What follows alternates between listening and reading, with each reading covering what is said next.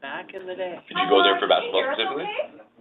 Hockey and basketball. Okay. But I got my degree thereafter. Did you get scholarships for that? Well, Do you mind just that was muting the, and let's I test that out did in for a us? sense, but that was Title Let me try turning my volume up. Oh, to give women more, Yeah, so more we were access. actually there for 50 years. How about now? Can you hear us better? Mm-hmm. Yeah, that's better. Big thank you. We got our food paid.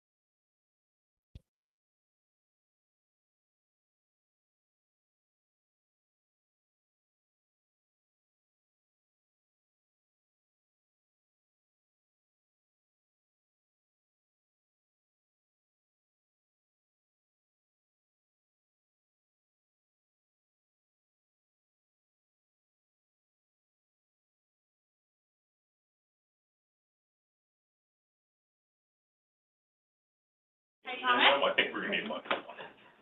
You unmute yourself, you can put audio chat.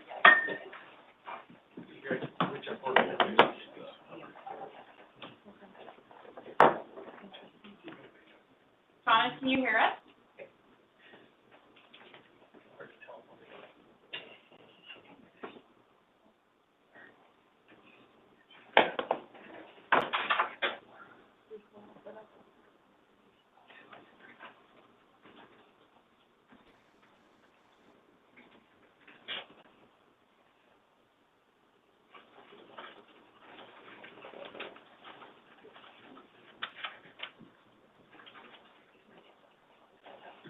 Hello, can you hear me?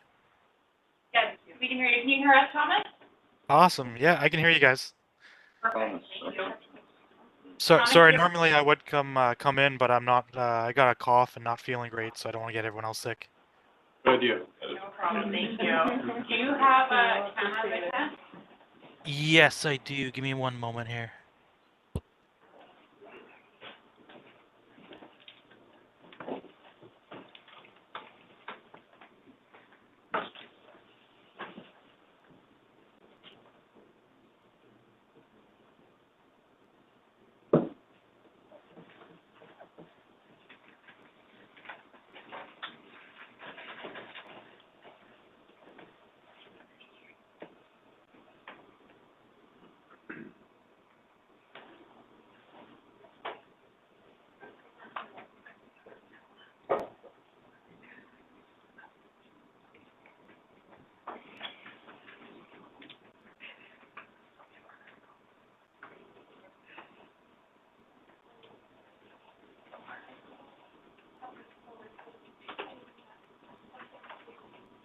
Any chance you turn the temperature down just a hair? Just, I don't know, it feels a little warm, tight here, I don't know what the rest of you, but, Full room, yeah. what's body heat? So,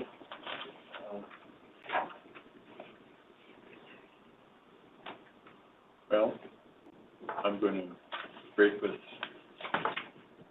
decor or whatever, and early.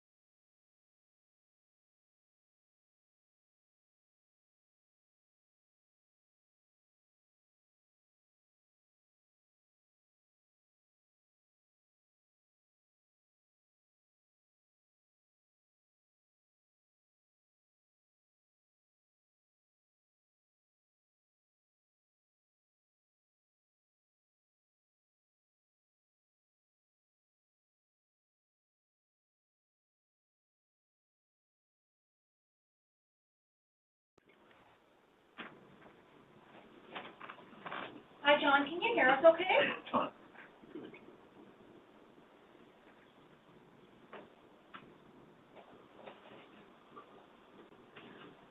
John, can you hear us?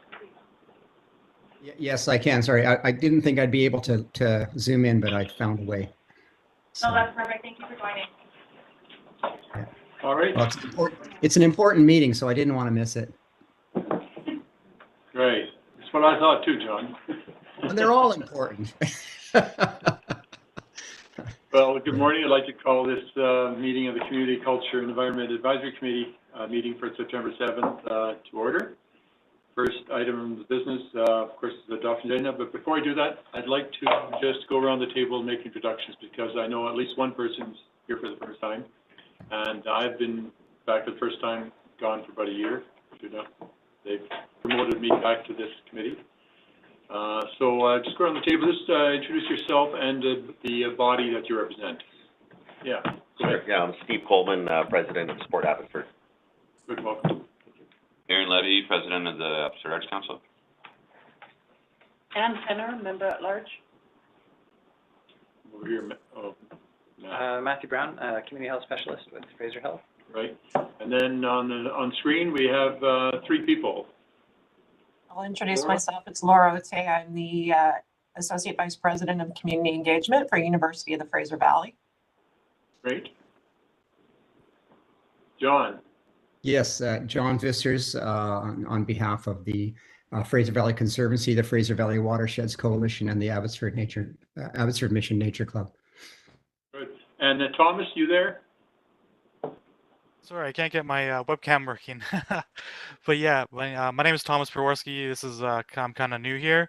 Let me know what I should be helping with at all. My background's marketing, so I have lots of secondary education in marketing and lots of in mining as well, with First Nations as well. Great, thank you. Now, your advice is what we're seeking around this table, and as with the others. So welcome. I'm Councillor Dave Lohan, and as I said, I was chairing this some time ago, and then Councillor Shahal was at it for a bit, and now I'm back and she's elsewhere, another committee. All right then, item number 2, adoption of agenda. Motion to receive the minutes, assuming everyone's read them and perused them. Yeah. We haven't, you're right, adoption agenda. Thank you. Oh, yeah. So moved, Dan Penner? And Penner moved, and Matthew seconded, all in favor, carried. Adoption of minutes for April 6, 2023. Motion to receive them. So moved, Dan Penner? And Penner, second. Matt Brown, thank you. And those on screen, don't feel free to just shout out if you like. I may not see your hand if I'm looking elsewhere, so we will indulge you somewhat in interrupting now and then. All right, we have no presentations, no delegations, and we'll go right to the reports. We've got 3 reports today. They all look pretty interesting, and they have significance, certainly have significance. And I would say they all have a bit of an environmental flavor to them. Perhaps Mill Lake Master Plan, the least so of all, maybe not. But nonetheless, 3 important reports. So I'm calling Aaron to make the first report.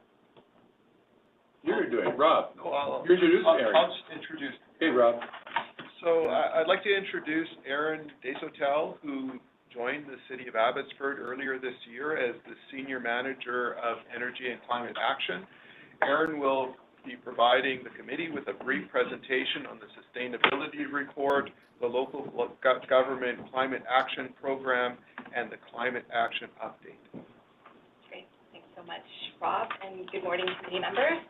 As Rob said, my name is Aaron Desautel, and I'm happy to be providing an update on the city's sustainability report and climate action portfolio. So I do have a few items to share today related to Abbotsford's progress reducing greenhouse gas emissions and highlighting the climate action work we've done through 2 recent reports, the Local Government Climate Action Program and the Sustainability Report. First, the city's climate action path is guided by leadership at several levels, internationally through the Paris Agreement, nationally through the Pan-Canadian Framework for Green Growth and Climate Change, and provincially through the BC Climate Action Charter, which is actualized by the Clean BC Plan. At a municipal level, the OCP provides a foundation to support compact, complete, and low-carbon communities, and also includes greenhouse gas reduction targets. In working towards these targets, the city has developed a number of plans and strategies to advance our climate action. And corporately, the 2022 Green Buildings Framework and 2019 Green Fleet Strategy guide carbon pollution reductions for civic buildings and fleet. I do apologize, this slide isn't included in your package, but I wanted to give just a quick expansion on the Green Buildings Framework, as it is a great recent example of corporate action and policy providing community leadership. So the Green Buildings Framework was the product of extensive collaboration and engagement with subject matter experts, both externally and internally, to ensure it met city-specific needs and is able to be practically applied to new city buildings and major renovations. This Made in Abbotsford change management tool does not burden capital projects unnecessarily, but rather is embedded in the existing building funding, design, and construction processes.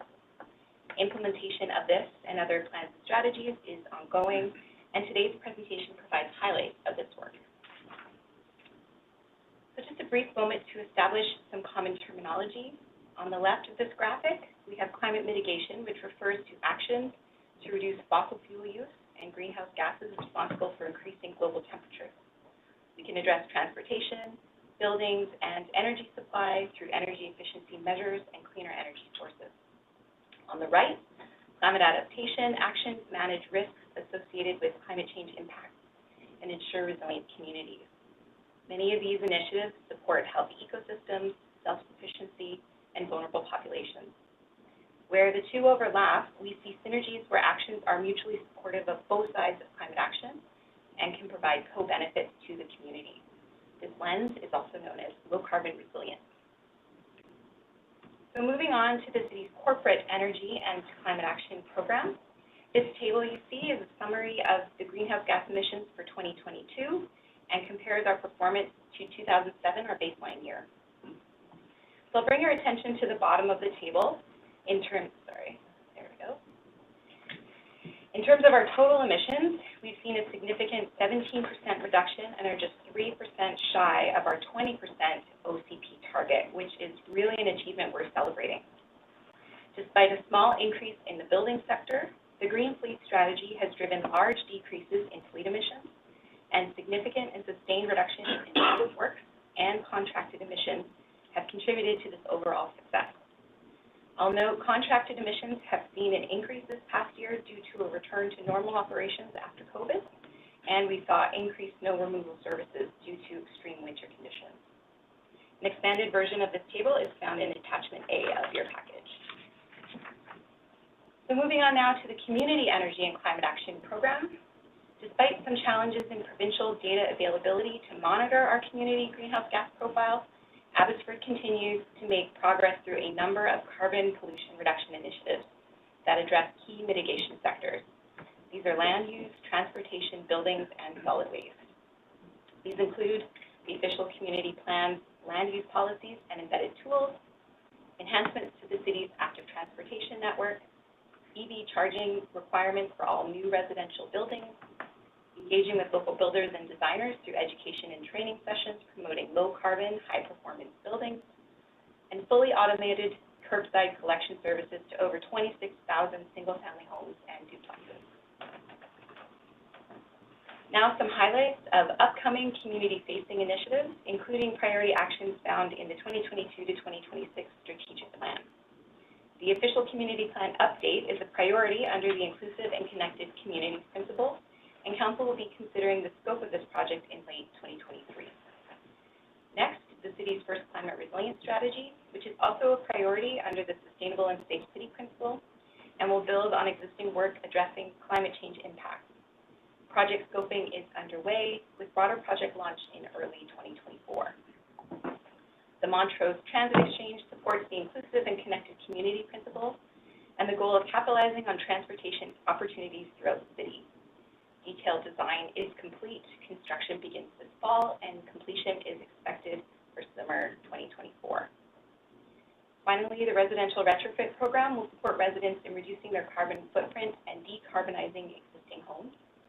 Phase 2 of this project is underway, with completion anticipated in early 2024. Changing gears to the 2022 Local Government Climate Action Program, or LGCAP. This marks the second year of the program where the city received approximately $450,000 for climate action initiatives. This year's survey included questions on climate mitigation, adaptation, and resilience, and city spending in these areas. The completed survey report is found in attachment C. Moving on to the sustainability report. Since 2017, this has been a staff initiative to highlight the city's environmental sustainability commitment by presenting key city actions and organized under 6 categories. This year's report covers 2 years of progress, and I'll be walking you through some highlights for each area, with the full sustainability report found in attachment D of your package. So first, under the planning category, staff updated the strategic zoning bylaw to include beekeeping in urban areas, EV charging requirements, and reduced parking minimums. Staff also completed the Ag Refresh Plan, which supports, promotes, and protects agriculture Moving on to buildings and lighting, the city adopted the Green Buildings Policy, which you spoke about earlier, requiring all new city-owned buildings and additions to be net zero operations. They also completed the MCA roof replacement and increased insulation, which improves air tightness, reduces heat loss, and saves energy. And under parks and open spaces, the city completed the urban forest strategy, which envisions a vibrant urban forest for the city. They also maintained over 13,500 standalone trees that contribute almost $855,000 in ecosystem services and benefits. Moving on to solid waste, the city developed a comprehensive contamination reduction plan with a communications campaign, curbside audits, and new onboard truck technology. The city also initiated planning for new solid waste ambassadors to provide outreach to the community. The transportation category highlights include the installation of 13 new EV charging stations, and planning is completed for a 2-kilometer bikeway connecting UFE to the downtown transit exchange. Finally, under water and wastewater, the city continued the AMI program with more drop-in meters installed and new water meter connections. Finally, we continued our partnership with the Green Bricks Education Society to deliver sustainability education programming. In closing, it's clear that the city is continuing to advance climate action successfully through forward-thinking leadership decisions, responsible investments, cross-departmental collaboration, and community stakeholder support. Both the sustainability report and the LGCAP survey celebrate these advancements and communicate not only to the community, but to other levels of government the strong commitment the city has in pursuing climate action. Thank you for your time. Are there any questions? Thank you for that report. There's a lot of stuff in there to consider. John's nodding his head already. I assume you have some questions or thoughts on it, and this is an opportunity for the table to ask your questions and make some comments. So I'm open. The floor is open. John. Yeah, I'll just jump in. I'll try to keep my comments or my questions to a minimum because I know there's lots of people around the table that want to participate. First, thanks so much to to the city for pursuing this in a serious and meaningful way with with achievable goals. So this is really important work, and I know how difficult it is. One of the questions that came up, I believe, in the last year was community reporting and how difficult it was to achieve some kind of a measurable way of reporting how we're doing as a community. I know that at the corporate level, there's significant strides being made in the right direction, but that represents a very tiny percentage of the overall emissions for the city of Abbotsford. And my concern is that we've got to find a way to in some measurable way and some realistic way, recognizing what we as a kind of a sprawl urban community, what we're doing in overall in terms of performance. And I don't believe it's that good right now. So is there some way that we could improve that? Is there some way that we could implement a measuring tools For the community at large? Is that what you're saying? Yes, of course. Yeah. We're doing well at the corporate level, but I just don't see any real progress being made in how we measure our community at large, our community emissions. Good morning, through the Good chair, morning. to the committee member.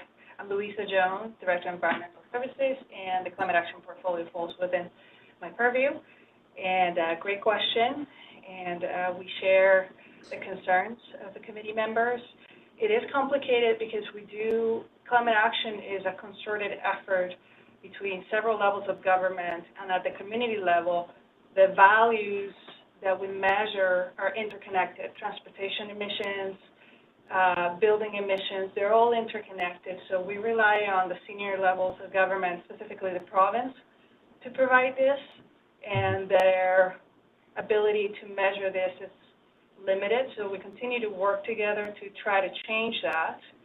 The good news on the other side, though, is that climate action, we know what needs to be done. So the industry has been working on it for many years now, and we understand what levers are available to municipalities to implement change. And a big lever that we have is land use policy and how planning occurs for community build-outs. So that is one that the City of Abbotsford is leveraging right now as they're working on different plans and ways to accelerate the way that we're growing in a more compact and energy efficient way. So that is a big one. And then there's transportation, right? So enabling electric vehicles in the community. So enabling the EV charging policy for new construction was a big move for that, and continue to work with industry to make EVs more available to residents. That is a big move. And then public transportation, right? So those are the big levers. So even though we are unable to maybe influence the way that it's being measured, we understand what needs to be done and continue to stay diligent on the action, because action is really important at this point, as we all know and understand. The climate has shifted, like the change is here. So doing something about it becomes more urgent than ever. Okay. And this one other, and then I'll take a break. In terms of decarbonizing our community, what many communities are doing now is moving away from the dependence and growing the methane sector, which is, of course, natural. We call it natural gas, but it's methane. And there are communities that are shifting away from encouraging the growth of the the natural gas connections and things like that, and shifting towards electrical heating and what do you call it, home environment management. So has there been any discussion at City with regards to going in that direction to help us achieve our decarbonization goals? Yes, through the chair to Committee Member Visser. We did highlight one of the programs that the city is advancing this year, which is the residential retrofit program. And a big outcome of that program is exactly what you're talking about, so decarbonizing existing homes, because we know that is a large part of our building emissions that we have. We definitely want to be focused on opportunities for new buildings, but also looking at our existing building stock, and a large part of that is single-family homes. So what we're looking into that is looking at ways to reduce barriers for families to access zero-carbon energy systems for heating, for hot water, and for cooling, increasing their energy efficiency, increasing the insulation or just the tightness of their buildings so that they are able to use less fuel, so that conservation piece as well. And also we're looking at affordability where that comes in as well. So more equitable ability to access grants, rebates, things that will kind of move the lever on having residents opt for changing their heating systems or their energy systems as well, because that can sometimes be a barrier. We always want to be looking at the affordability measures as well. And then on the new construction side, we have some great leadership from the province where it comes to the energy step code, which is continuing to advance to those next steps. And we also have the new voluntary zero carbon step code that's just been introduced, and we are doing some research into looking at. Right now that's a voluntary measure, but that's another opportunity that the province is going to be making mandatory in the next couple of years, that looks at reducing the greenhouse gas emissions from buildings through their operations. So that's definitely a piece that we're continuing to talk to the province about, look at the opportunities that exist for Abbotsford buildings sector, for both existing buildings and for new buildings. Yeah, but there's no discussion around perhaps moving away from natural gas, because that's the main contributor to carbon emissions in the residential sector. Through the chair to committee member visitors, there isn't a discussion about that from a policy perspective. Like the city works with partnerships with both BC Hydro and Forest BC in ways to increase efficiency. There are some steps that we believe that can help reduce energy consumption first, and then address the supply issue, which is a larger conversation in later years. We do also, though, support transition to renewable natural gas, which is also something that is viable in the interim, and those are the options that we're currently contemplating and working with. Okay, thank you. All right, Aaron. I guess along the lines of what John's suggesting or asking about, I know at UIV, for instance, for electric vehicles, they're concerned that the more charging stations they put on campus, the more of a drain, like that's going to cost a lot of money to their for their energy. Is there ways that the city can partner to make that more? It seems to me like a barrier. If UIV is a hub locally for folks in general, is there any way that they can be worked with to offset the cost, to help ameliorate the concern that it's going to be too expensive to offer charging stations, which seem like would contribute to lower, as John's putting it, like the individual impact on emissions?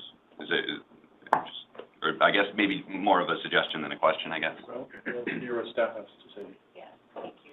Through the chair and committee member. It's a great question, and that is this transition phase in going from our internal combustion engines into electric vehicles. Is that whole building our infrastructure to support it, not only for the early adopters, but for the later majority where we really want to get to.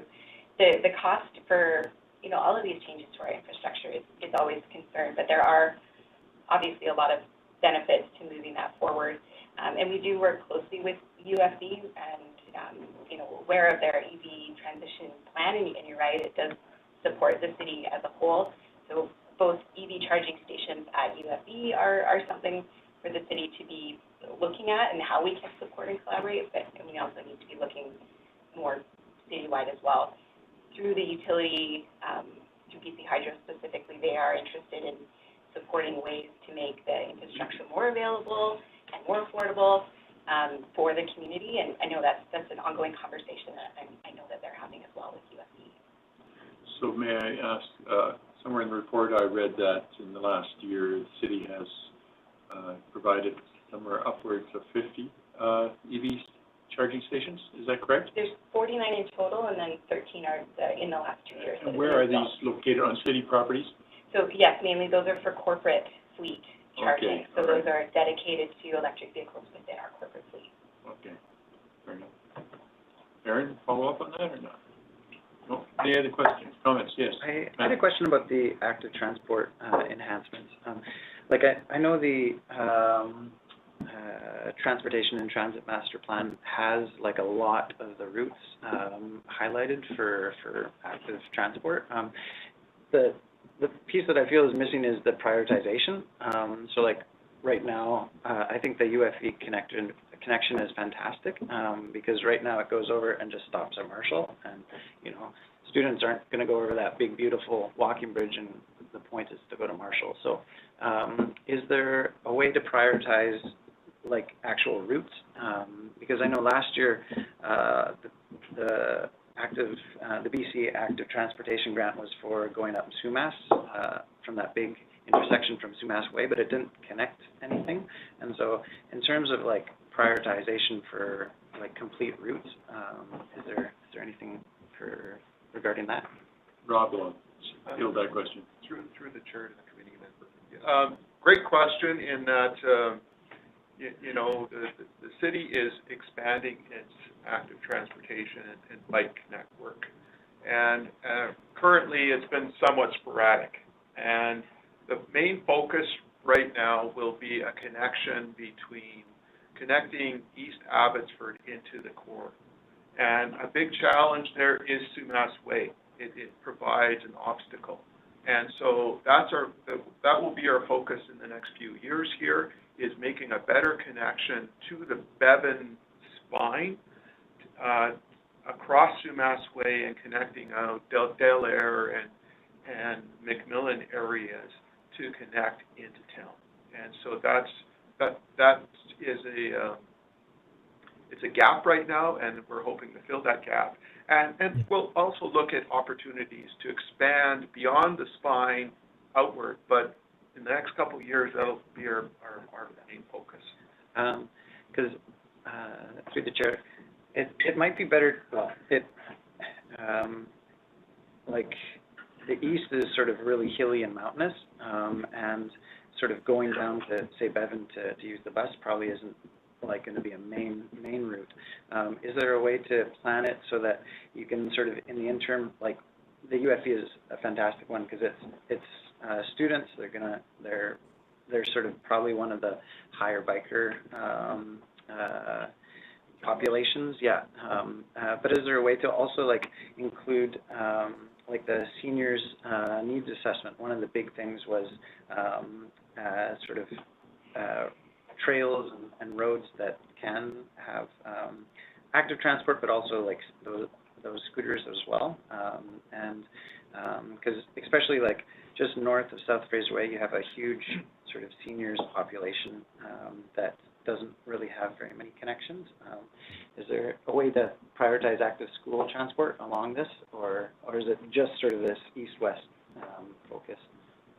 Through the chair, it's all types of active transportation. There is somewhat limited funding in here. We need to prioritize that.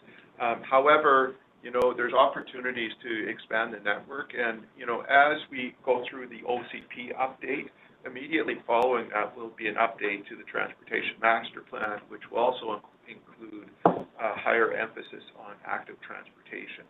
And you can see, it's not just bikes anymore. We're seeing other forms of transportation, electric scooters, electric bikes coming into play. So these active transportation corridors are essential for the city to grow within and to reduce our carbon footprint. And so, we're expanding, and we're doing it at a rapid pace compared to previous decades. But we're seeing the impacts of climate change and the importance for active transportation. Another example is active transportation is also being incorporated into the new Highway 1 widening project. And active transportation nodes connecting up, say, Gloucester into Abbotsford is being part of that, and trying to make those connections as much as possible on that corridor is also important. So, it's not just along the spine. We're looking at other sources outside the city and connecting the city up, because you're right. This is the trend moving forward. We want to provide the opportunity to get people out of their cars. We need this infrastructure to be expanded so that people can move around town without having to jump into cars. And I'd like to speak to it as well. I've been somewhat of an active cyclist in not too distant years past. I haven't done it recently, but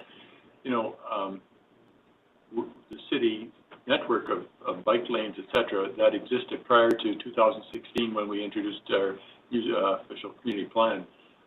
It was like a hodgepodge of pieces, right?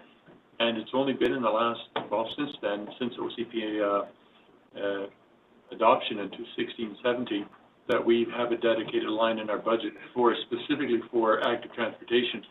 And it's so we're only about 6 years into that, and funding. I'd like to see more funds, but where do you cut then? And so that is the frustration, moving along as fast as possible.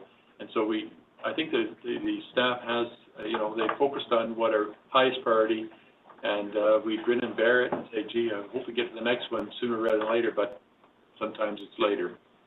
So I think staff's doing a good job, but they don't do as much as we give them money for, right, Rob? So we'll take the blame there if we're going too slow. Yeah, further follow-up? One sort of separate question. I just noticed in attachment C, it sort of talks about, does your local government or nation have a climate action plan with other or guiding documents, and that was a no.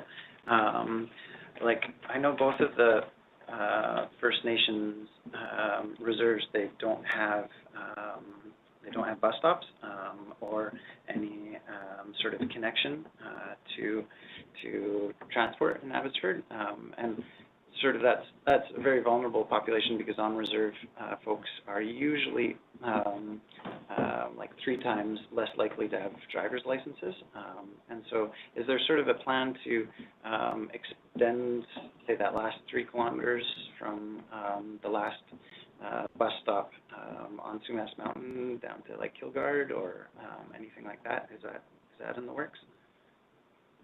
Who's going to field this one? Rob? Through the chair, it's currently not in the works. I don't think, for one, that we've been approached by First Nations for that service. So that would be the first step for those discussions, because they would need to come to us to say we would like this service, and then we would then have the discussions on, well, what would it take to, and partner on what that service would be. So it's a bit of a discussion and negotiation along the way. But up till now, it hasn't been brought to our attention by First Nations, and we'd certainly be open to having those discussions. Aaron. Sorry, so I'm curious about the one-way necessity. Why do they have to come to the city? Like, it's in the area. I mean, I understand, if they don't want bus service, why provide it? Sure. But why can't the city initiate those discussions? I understand, obviously the city will save money if they don't have to initiate those discussions, but it seems like something that would be like a significant relationship to build that way.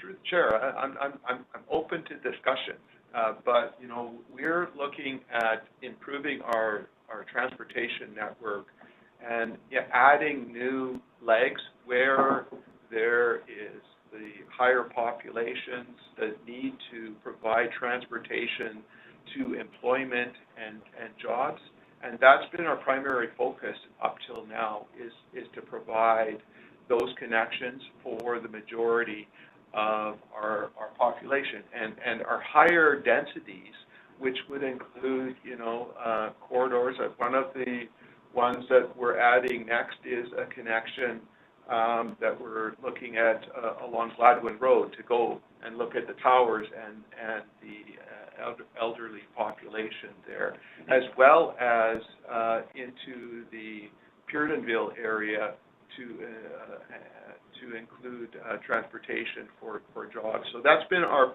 focus, is trying to use this limited resource as wisely as possible to go after the larger populations. Again, is to provide that service to try and get cars off the road and try and accommodate that service to as many people as possible. So, Thomas, sorry, you follow up? Yeah, I just want to reiterate the suggestion that Matthew made, and that I didn't hear an explanation as to why they have to, the First Nations has to start those conversations. But I think in the interest of inclusivity and accessibility, reconciliation, all these pieces that the city talks about on a regular basis, I'm not trying to get into a dispute necessarily, but I do think that's something worth looking into, and I'm confused why the city can't start those conversations. Actually, as a matter of fact, because they constitute a separate level of government, and like all our services, whether it's sewer, water, et cetera, they approach a city for those services. So if they wanted bus service, I suspect it would be the same model. They would approach a city to say, what about it? Is there any way that you can provide us with bus services? Because I would suspect they fund part of it, right? Through the, it wouldn't be all on the residential taxpayers, apartment taxpayers, Abbotsford, but their resources would be involved too. So they'd want to, maybe, like you say, they may not want to initiate a bus service because they figure they can't afford it. Anne? Oh, sorry, I have 2 other hands up there, and I'm going to defer to them because they've been waiting. But I'll hang on to your question, Anne, okay? So, Thomas, give you the first crack. Yeah, hi, thanks. My biggest question would be actually over tracking methane release too in Abbotsford. I know we track CO2 to a T, but we have lots of agriculture, we have a lot of food waste, but I'm not seeing that on any charts. And methane's roughly 80 times worse than CO2 and turns into CO2. So just interesting if we have those numbers. Yeah, through the chair to the committee member. It's a great question. So we do track various greenhouse gases, so that includes carbon dioxide, but it also includes methane. The unit that you see on the graphics and the tables that we've included in this report refer to CO2 equivalent, so that does capture the various greenhouse gases that contribute towards climate change. And they use CO2 as kind of the one comparison for the various others that, as you say, methane 4 times and there's others that are 12 times. So there is a complete list of what greenhouse gases are captured underneath that CO2 equivalent unit. I hope that helps. Thomas, follow up? Okay. Yeah, no, that's as long as it's being tracked, because I mean, the organic side of things, the food waste of organics. I don't know about everyone else here, but my organics don't make it to organics. It gets thrown in the garbage. Is that correct? Sorry, I wasn't. The organics don't go to organic. Where do you, I guess, do you Compost? not have pickup where you live? Yeah, I live in the University District. I have pickup, but I've seen the garbage truck, and it goes in the same garbage truck as the organics. No. Shouldn't, sounds like. No. Rob, you want to speak to that? Through the chair, we have a 3-part system as part of our solid waste. We've got garbage, we've got compost, and we've got recycling. And we do weekly pickup for all our single-family residential homes. For multifamily, there's a bylaw set up that accommodates for multifamily, and they're also required to separate compost from recycling from garbage. And if they're not, then let us know, and we'll follow through on that, because each multifamily unit is supposed to have an area set aside with the 3 streams of waste. It's a contractor issue. Yeah, okay. Okay. Thanks, That's Thomas. work for me to do. Perfect. Thanks. All right, John, this is. Yeah, thank you. Thank you. Just quickly, and thanks, Thomas, for those comments, because they were on the top of my mind as well. However, I'd just like to quickly revisit the cycling discussion. And I know we need to move on as a time, but I know we've had, like, must be about 15 years ago when we just started the promoting cycling lanes and infrastructure in the city. About maybe even 20 years ago, we did make some progress, and we had, like, an unfortunate example was the experiment on Downs Road that set us back significantly in terms of public support. And I'm wondering if perhaps in the future is there a way that we could engage cyclists, much like the mountain communities engage the mountain biking community for guidance on on ways to implement or improve the system? Could we engage active cyclists in the community? We used to have an organization called the Cycling Action Group. It must be more than a decade ago. But is there a way that we could perhaps engage and get sort of advice or suggestions from the cycling community as to what would be the most effective and efficient way to proceed with the limited funds that we have? I mean, we may have an overreaching or overarching plan that will eventually be implemented, but I understand we have very limited funds, and there may be corridors that would be less expensive that would stitch things together. Because I know when I was with Bike BC for years, the saying was that there's only one thing worse than having no bike lanes, and that's having fragmented bike lanes. So perhaps we could look at that a little bit more seriously and tap into the knowledge base of active cyclists. Okay, we'll have to cut this off soon, but Rob, a quick response to that, and then we'll move on. Through the chair, great question, John. During the last transportation master plan, we did reach out to cycling groups. They did provide input on our cycling network. You mentioned Downs Road, and there have been some rural bike lane upgrades, primarily for recreation as opposed to commuting. And during the last master plan, we were focused more on trying to make connections to schools, to get people to work, as opposed to those recreational connections, and try and build the spine up internally. And I forget the gentleman's name, but he's heavily tied into the biking network. We connected with him at several workshops when we were putting the transportation master plan together. If there's groups that we can connect to, just let me know, and when we update the next transportation master plan, we'll certainly tie in with those groups to provide that valuable insight into where we can grow our network and fill those gaps so that people get out of their vehicles and use these transportation networks. Thanks, Rob. Okay, thank you. Anne, I'm going to give you the last word on this issue, and then we're going to move on. You had a question. Yeah, it was more of a comment. I'm quite surprised to hear that there was no connection with particularly Sumas Reserve, because I don't know, probably 20-some years ago, I was on a committee with the school district, the city, and Sumas First Nations to bring transportation, because I was a teacher at Yale in charge of the Aboriginal program, and we wanted kids to participate more in after-school programs. So maybe I'm surprised to hear that. Now, there's new leadership at Sumas, so maybe that's changed, but it definitely was a discussion years ago. Noted. Thanks.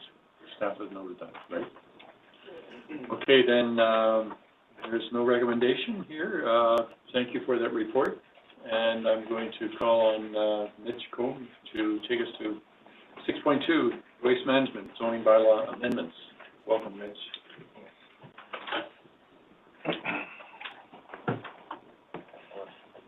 All right, perfect. Okay, it is still morning, so good morning. I'm going to start off my presentation today by starting off with the purpose and context, and then I'm going to work into the discussion, the next steps, and then as usual, I'm going to finish off with a recommendation. So the purpose of today's presentation is to present proposed waste management zoning bylaw amendments to CCAC committee members for feedback. So we've undertaken a three-stage planning process for this project, and stage one is background research and analysis. So here we started off identifying issues and potential solutions, and we received internal staff input and feedback on that. And then we began developing options for potential amendments based on the feedback that we received. We're currently in stage two, and so we've drafted some amendments, and we've had some internal review on those amendments from staff. And today we're before you presenting our draft amendments, and we're also going to be taking a roadshow to visit with DTAC as well. And then we're going to conclude with stage three, which will be final bylaw amendments. And here we're going to present the amendments to council for their consideration of adoption. So I'm going to jump into a little bit of background here for folks. So the City of Abbotsford operates within the Greater Fraser Valley Regional District Solid Waste Management Plan. In the city, we're reliant on private industry to operate the collection and temporary storage of all major waste streams. Now, our operational bylaw, our solid waste bylaw, operates in an efficient manner. However, our zoning bylaw does not adequately regulate the waste management industry. And so staff, we're proposing some zoning bylaw amendments that will provide some clear direction, through regulation. So we've looked at some definitions, some uses, and conditions of use to be able to provide some direction to our waste management industry so they can function in a more efficient manner.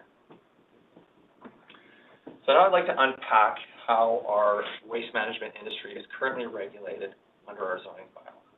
So first of all, on the left-hand side, we have our auto recycling and salvage yard.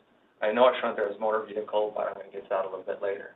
So under our auto recycling and salvage yard, that currently regulates how we deal with wrecked vehicles, parts, but it also includes a segment on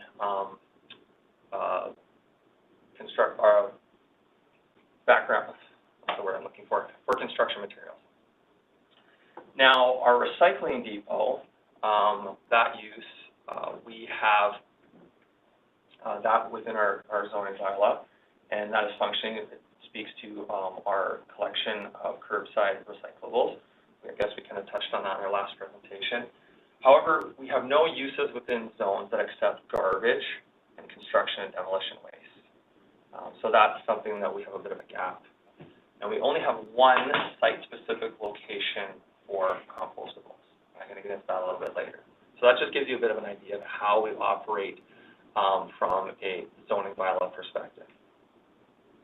So staff, we undertook some best practices research, and so we looked through what's happening in the rest of BC and Western Canada. And through that, we've got a spectrum here of waste management. So starting on the left, we have motor vehicle recycling and salvage yard, and this would deal with motor vehicles and associated parts. We have a waste transfer station, which would deal with on a transfer basis, so not the end destination, but looking at recyclables, compostables, garbage, waste from construction and demolition sources. Also, we'd have commercial composting facility, which would deal with curbside compostables, and then a recycling depot would deal with our recyclables. So now I'm going to jump into the actual amendments themselves. So first of all, we have motor vehicle recycling and salvage yard. So we're proposing to change the actual title from automobile recycling and salvage yard to motor vehicle. And that's more indicative of what's happening in the industry, a little broader than just vehicles.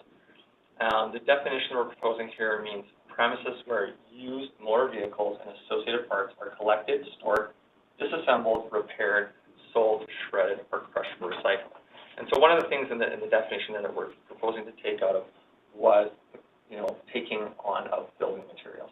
So I'm going to get to where those would go, but that's what we're proposing to do in order to be compliant with best practices throughout the province and throughout Western Canada. So with that, currently that automobile recycling and salvage yard, or what we're proposing, motor vehicle recycling and salvage yard, is a permitted use within I2 zone and I3 zone. So that's our general industrial and high impact industrial. And so within that, we currently have in I2 some current conditions of use, which we're not proposing to change. We would just change in that section the title to motor vehicle. And then within the I3, once again, we would change the title, but we're also proposing to add condition number E there at the bottom. So that's to not discharge or permit the discharge of leachate to the environment unless permitted by a senior government agency. So that would be additional condition of use to be able to operate a motor vehicle recycling and salvage yard in an I3 zone. So the big change is that we're proposing to add waste transfer station as a use. And so we have a proposed definition, and this means a facility for the collection, sorting, compacting, and rearranging of garbage, recyclables, compostables, and waste from construction or demolition sources to be taken to another site. So it's an interim measure, right? So we collect everything, and then we're able to move it to the end destination. So this would provide some much-needed regulation and clarity to our waste management industry within the city. And in order to be able to help that, we're proposing that we would add waste transfer station use to the general industrial I2 zone, as well as the high-impact industrial I3 zone. Now, sort of facilitate that, we have some proposed conditions of use under the I2. And so these are new, so I'm just going to walk through these quickly. But First of all, it would be fully contained within a building. Now, in I-2, if you look at our two uses, our zones, they're typically business parks or light industrial. So undertaking our research, we saw many examples throughout Canada where it had, nice, kind of fronts and buildings where this was able to function and blend in with the business park and fully contained within a building. In order to be able to do that, though, you have to have some of these other conditions. So first of all, receive, sort, compact, and rearrange solid waste on an impermeable surface that is protected by a roof or permanent cover. Transport solid waste in a container or truck that is watertight with mechanism to cover the waste. D, maintain the facility in a manner that is compliant with all city bylaws. Ensure that an emission control plan is implemented for odors and particulates. And then lastly, not discharge or permit the discharge of leachate to the environment unless permitted by a senior government agency. So then for I3, this would be a little bit different, as I3 is kind of, it's not industrial business parks. This is our high impact area. So under A, it would be receive, sort, compact, and rearrange solid waste on an impermeable surface that is protected by a roof or permanent cover. So it can be open on the sides, it's just you don't want kind of elements pouring down on top of it. It would be bounded on all sides by a solid fence or wall not less than 2.4 meters in height and located a minimum of 3 meters away from any exterior lot line. C, store solid waste in a container truck that is watertight within a mechanism to cover waste when not in use. D, be permitted only to store wood, metal, and plastic outside. E, maintain the facility in a manner that is compliant with all city bylaws. Next one, ensure that an emission control plan is implemented for odors and particulates. And then finally, similar to some of the other ones, not discharge or permit the discharge of leachate to the environment unless permitted by a senior government agency. So then moving into our commercial composting facility, we're not proposing any changes to the definition here, so that's an existing definition. However, what we are proposing to change is that we would add this use, commercial composting facility, to our high impact industrial I3 zone. So by doing so, this would allow for some more market uptake, some competitiveness, and hopefully providing some better service to the citizens of Abbotsford, kind of, the users that we were trying to help with this. We would also leave our existing zoning for net zero, their composting facility, as that's a site-specific permitted use within A2, so that would remain in place. So we would just be adding to the I3 zone. Now, we have some conditions for I3 here, as this would be new. So once again, it'd be located on an impermeable surface that is capable of withstanding wear and tear from normal operations, and that will prevent the release of leachate into the environment. Have a roof or cover designed to prevent the water from collecting around the base of organic material, and compost to prevent water from entering the receiving, storage, processing, and curing areas. C, have a leachate collection system designed, constructed, and maintained and operated to reuse leachate or to remove leachate from the receiving, storage, processing, and curing areas. D, not discharge or permit the discharge of leachate to the environment unless permitted by a senior government agency. And then finally, ensure that an emission control plan is implemented for all odors and particulates. For recycling depot, we're proposing to update the definition. So we currently have a definition, but we're proposing it to be more in line with the processes that take place within this use, rather than just listing the materials. And we actually have a new definition for that, and I'll get to that in a little bit later. But for the definition of recycling depot, it would mean a facility in which recyclables are collected, stored, flattened, or bundled to be processed or taken to another site for processing. So currently, we have recycling depot as a permitted use within I2 and I3, so we're not changing anything there. But we are proposing to add a couple of conditions of use. So first of all, not include the intentional breaking of glass products. We know if you're at the recycling depot and you drop something, no, you're not in trouble. This is just if you're like majorly crushing glass, right? Because that's more of a processing kind of function. And then also, B, not include the storing of used tires. So used tires and how those are dealt with is through the automotive industry and through tire recycling, and that is different than a recycling depot. So we want to not include that. So as I promised, there's a few additional definitions to provide clarity here. And so we have our recyclables definition, which actually lists the material that we'd be looking at. to accept at these facilities. And then we have a definition for organic matter, which will help provide some clarity there with some of our composting, section. And then we also have a definition for leachate. As you can see, that was kind of a common theme throughout based on best practices, so we want to define that as well. So our next steps is we're going to continue our roadshow on with DTAC for some of their review and feedback. And then we're going to present the bylaw amendments to City Council for their consideration and hopefully final adoption by City Council. And to conclude the presentation, our recommendation is that the committee supports the draft waste management zoning bylaw amendments as presented. So with that, thank you very much. Okay, thanks, Mitch. So I would entertain a motion first, and then we'll put it up for questions and comments. So motion on the recommendation, Aaron, seconded by Ann. All right, the floor is open for comments or questions. John, your hand is up. Thank you.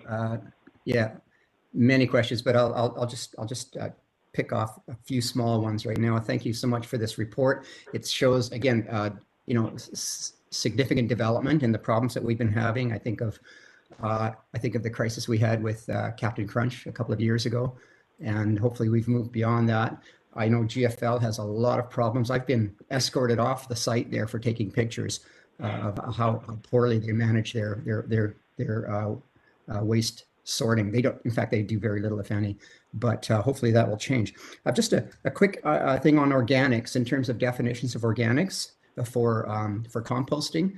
Is there a way that you could have it to exclude plant-based plastics? I'm also on the board with Zero Waste BC, and one of the most significant contaminations for composting now in some municipalities is plant-based plastics. Is there a way that we could include a comment excluding plant-based plastics and let people know that in most of our composting facilities, they're not compostable? They're not biodegradable either. Okay, through the chair, I think that's a great comment. I can see people busily writing that down, so definitely that's some great feedback. So we'll look into that for sure. Okay, thank you. And again, is there any way that we could include references to producer responsibility? I know this is not specifically a waste management concern, but it is.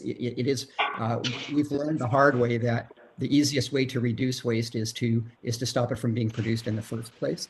And right now, all of the responsibility of waste management is on the consumer. And that's a huge mistake that we've made in our culture. Recycling in and of itself is not a solution. And it would be wise for us to shift the onus and the responsibility towards the consumer in any way that we can. Is there a way that we could include some wording in our policies to encourage producer responsibility? If I can, through the chair, I think, you know, the amendments that we're looking at are from a land use perspective. I understand. I don't know that this is the right venue for it, but I think it's obviously a very valid comment, and I think there's other policies in the city that would, you know, maybe have to consider that. But you know, it's a great comment. But just any way I can get it in there, I do. Okay, thank you. Yeah, thanks. Thanks, John. Other comments, questions? I guess for John's sake, where would he direct those concerns? What policies would be relevant to that? I can't answer the chair. Maybe the solid waste management bylaw. That would maybe. I'll Sure. I'll pass that along. Yeah. Through the chair, thank you for the questions and very valid.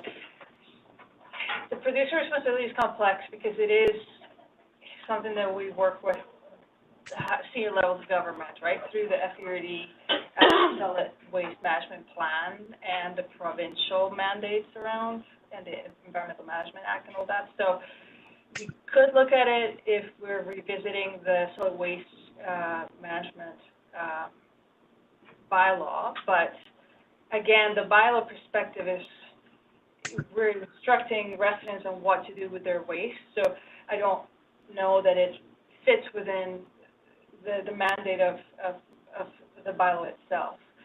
Nevertheless, like, the comment is very valid, and it's something that we keep in mind and that is a concern for staff to work with the right avenues with senior levels of government to pass on the responsibility to the producers that are packaging and selling the goods. Well, the two examples come to mind immediately are the municipalities that have banned plastic straws or certain containers in the fast food and plastic shopping bags. I guess those are policies that put the onus right back on the producer to find another way to deliver those services or those goods. But apart from that, I can't think of anything else that come to mind. Yeah, Ann. Sorry, just for my own clarification. So currently, we just have the one on By Road that is private, correct? For taking your garbage to, like a sponge cleaning in Abbotsford. So are we thinking of opening up another city Sounds like I have two of them. facility? Through the chair, great question. So there are 3 transfer station sites that are privately owned in Abbotsford, but there's only one that is open to the public, which is the GFL location on Vi. And the intent of this zoning bylaw clarification is to enable more uptake from private industry, more appetite to the, because when there's clarity on how the service can be provided, then staff are hoping that will open up the market for new But companies. the city itself is not considering. There's no Okay. no plan. Because currently I have a lot of friends driving to Aldergrove or Chilliwack because it's a third the price, right? So, Just with the notice on the bylaw update, so if this was actually going to incentivize private business to do more accepting solid waste from the public, and now you're requiring them to do it inside a building, how is that going to like incentivize cheaper disposal and recycling? So we have some options, if I can through the chair. Sure. So what we're looking at is providing options. So we have I-3 and I-2.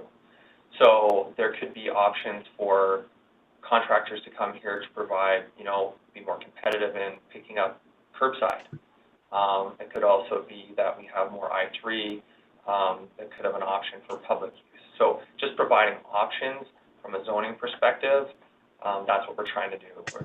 It's not that we can force the market to do that, but we're just trying to provide those options.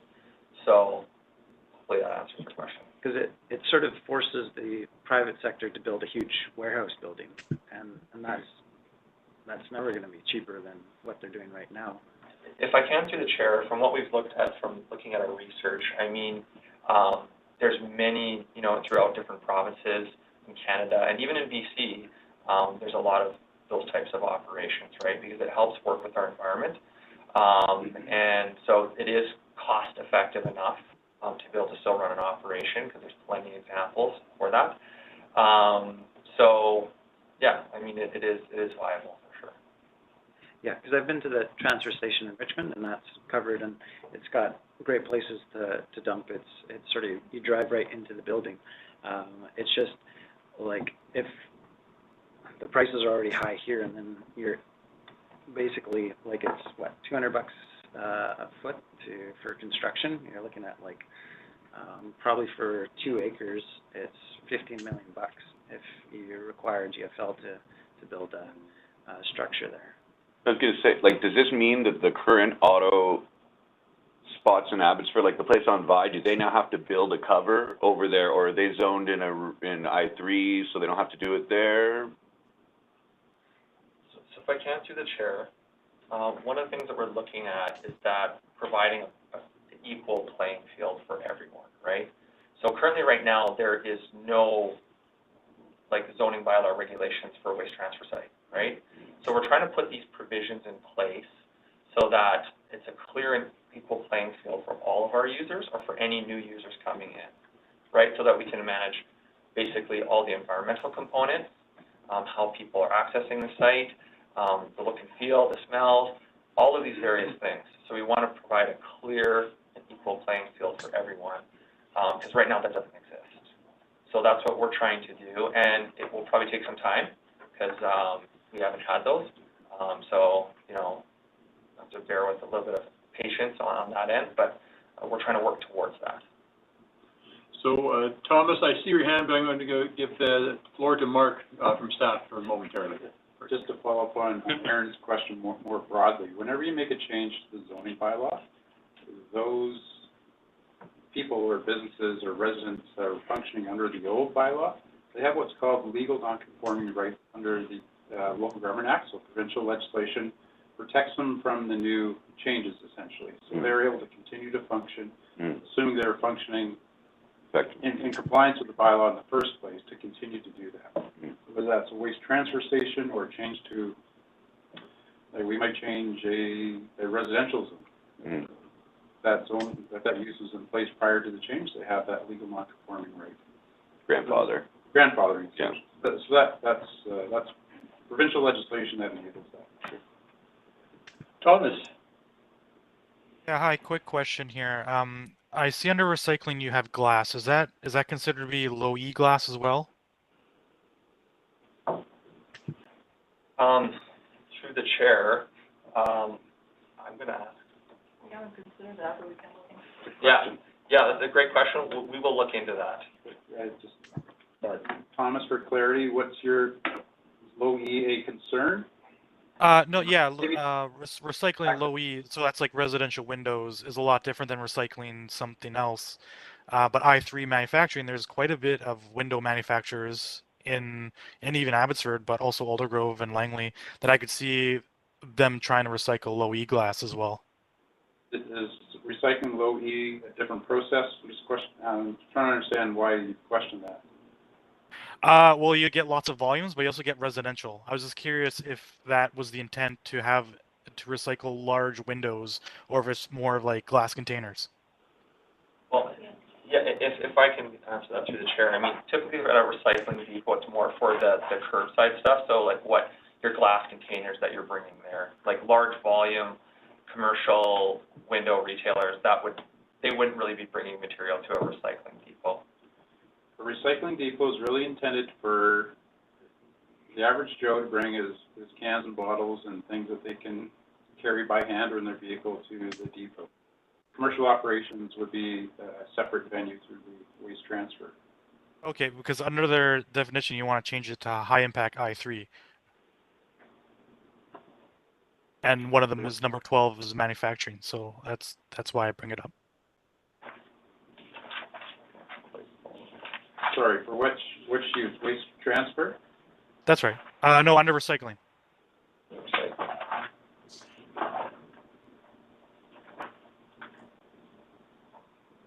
So the proposed condition is the change from I2 and I3, correct? That's correct, yeah. So under I3, number 12, under the definition of Abbotsford, is manufacturing. I just didn't know if that was the intent under the recyclables, but if it's not to do commercial, then I would probably change that under the definition.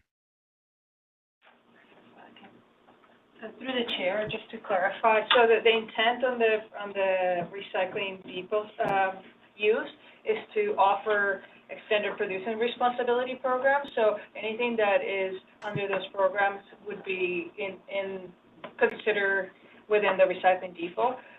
What you're mentioning sounds more like construction and demolition waste that also implies some level of material recycling, but it would fall in, if I'm not wrong, under the solid waste transfer station. Yes.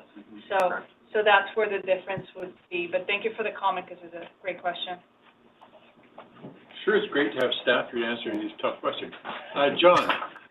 Yeah, just briefly, I guess to Mitch, or perhaps Mitch. So the way I understand it, as you said, the zoning bylaw changes for transfer stations for new stations would require a certain level of sorting and building infrastructure, whereas GFL, as it presently operates, doesn't have much of that. They do have a big building there, but they use it for other things. I'm just curious how anyone could possibly compete with GFL at any level, because they do almost nothing. This stuff comes out of the trucks, piles up, it's thrown into containers and shipped south to Washington State, and that's it. How can anyone compete with that? And how can we is there some way that we could, much like we did with Captain Crunch, is there a way that we could perhaps, create a more sustainable model for an organization like GFL through the zoning? Through the chair, I think to Mark's point earlier, I mean, obviously they have to comply with bylaws, and work with that. So the zoning that we'd be bringing in would be important, and obviously through time, I think it would be important to work with them, obviously to kind of up their game, so to say. But obviously there have to be some patience with them because they're existing. But to be able to get them to be able to comply with bylaws and meet with, the direction we're trying to provide for the rest of the playing field, it could take some time, but obviously we want to be able to help them to work towards that. So a question I have maybe through to either Mitch or Mark, would that be something that could be addressed when the contract comes up for renegotiation?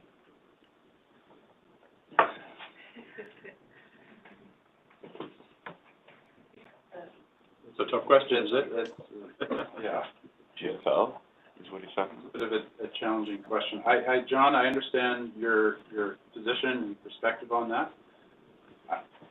I need to take that away and think on how to bring existing users into some level of compliance with the new rules. So unfortunately, I'm sorry I don't have an answer for you, but can I take it as a comment? We'll take it away and think about it, and when we introduce it to council, we'll try to provide some commentary to our staff report on that matter. Thank you. Thanks, John. That's a good point. I'm glad you brought it up.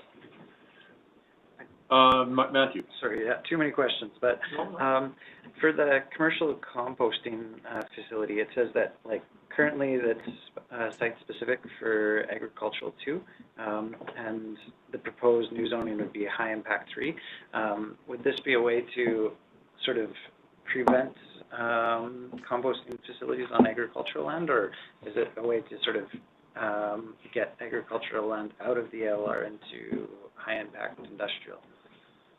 I think through the chair, the intent was to be able to provide options, like if you were looking at new businesses wanting to relocate to Abbotsford, that they would have an option to go to I3. As dealing with ALC is very stringent and would be very difficult to get that type of use, if at all. So by adding in the I3, it just provides that extra, room in the marketplace to provide options. Just to add to that, yeah, it is intended to provide options. The I3 essentially has no ties to agriculture, or doesn't need to. We do have some commercial composting facilities on ag land that have ALC permission to do so.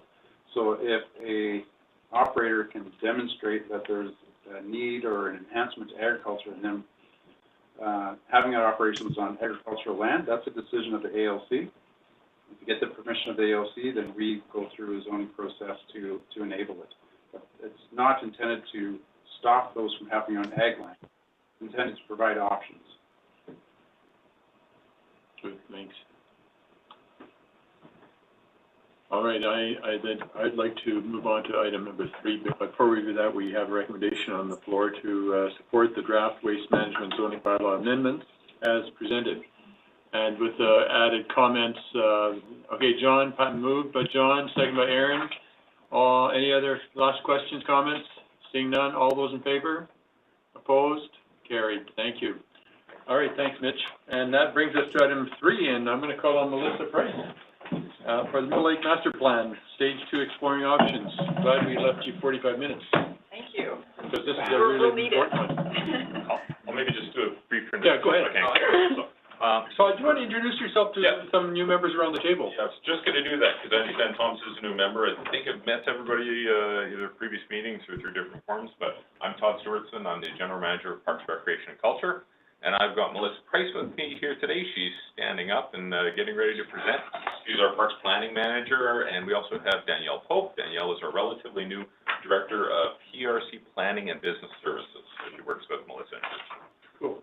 Just before we get into the presentation, I just wanted to kind of stress 3 broad points to start off with. One is the fact that what we're talking about for Mill Lake Park is a 20-year master plan. So there will be just logical points in time where some of these, changes could occur, pending approval at the end of the process. For example, our infrastructure like pathways or playgrounds actually have defined life cycles. So, 15, 20 years is generally a life cycle of a playground. So this will, in some way, shape, or form, provide us opportunity to, implement over the course of time. The second piece I want to just highlight and maybe save a few questions or concerned thoughts is when we talk about removal or redeploy, we're not talking about eliminating that amenity or that asset. We're talking about moving it outside of Mill Lake Park. So things like ball diamonds or outdoor pools or whatnot, that's not the direction of this plan, is to make a decision around, okay, we're never going to have an outdoor pool. It's just, it may not occur in Mill Lake Park. And the third piece was just in the interest of time, if there are thoughts, because I know there's a lot of information to digest, and Melissa's going to go through it as an effective manner as she can, but we're open to feedback past this meeting. There's no specific recommendation. We want feedback from this committee over kind of the window of consultation time. So Clerks is going to send out our email addresses for the three of us, so you can provide other thoughts as kind of time passes on it. We just don't want it to get muddled in with things like Let's Talk Delta. We want to make sure that your feedback and comments are respected and honored. So with that, I'll turn it over to Melissa. Perfect. That's what they all are.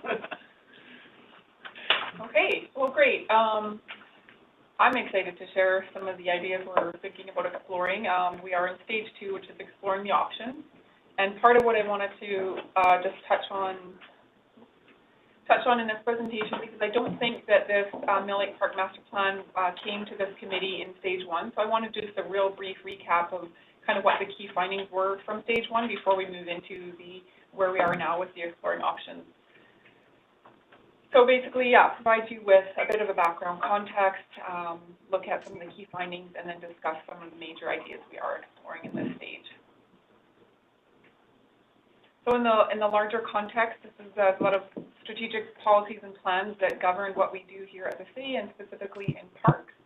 And so down on the bottom here is our Mill Lake Park Master Plan, coming out of our master plan overall, as well as some other strategies we're working on kind of nestled in there. For those that visit Mill Lake Park, you might be really familiar with it. For those who aren't, I just want to do a real quick just kind of context of where Mill Lake Park is. And so I'll just kind of go through real quick. Up here we have Seven Oaks Mall, which is the north end here. And so basically key features up here would be the dock where a lot of people fish, one of the parking lots, baseball diamond. As we kind of walk around the lake, we're on that pathway. We have got our floating wharf here that crosses over the lake, connects us into Carrollton House Art Gallery. We've got the John Mahoney Park playground, as well as parking, the horseshoes, the adult fitness area, horseshoes as we move into here, Treasury House, and the Heritage Gardens in this area.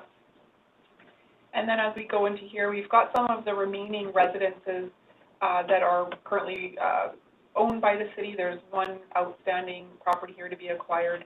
As we move over here, we've got the lawn bowling, open space and trees. Then the main Bevan playground area and parking lot, picnic shelter pathway continues through this section. People are probably familiar with this mature forest canopy here with some meandering trails. And then, of course, in this area, we've got the Emerson main playground area with splash park, as well as the Centennial Pool. And then up here, we've got the couple of baseball diamonds, as well as the main parking on Emerson. So those are basically the main key features of the park. And you'll kind of see them as you walk through the trail, but it is sort of 3 distinct areas of the park. So basically, Mill Lake Park is what we consider one of our premier citywide parks, and it's been serving our community for quite a number of years. But really, the last council-endorsed master plan was 20 years ago for this park. So since that time, we've implemented a lot of those initiatives in the last 20 years, but we are a growing community, and our needs are changing. We've undergone a number of plans and strategies in recent decade, and those are really influencing how the community is growing across the whole city, but also specifically in the city center and neighborhood plan area. There's been a lot of reinvigoration in this area, and we do anticipate that we will see significant population density within the city center neighborhood plan area, which immediately abuts this park. So we need to plan for it. So 20 years seems like a good amount of time to wait before we do another master plan. And as Todd was mentioning, this master plan is something that we'll be looking at for achieving over the next 15 to 20 years. So basically, this master plan was just going to provide us strategic guidance for the use and management of the park over the next significant period of time, and also look at how we manage the environment and protect those environmental assets within the park, as well as how to plan for appropriate uses and recreation activities within the park.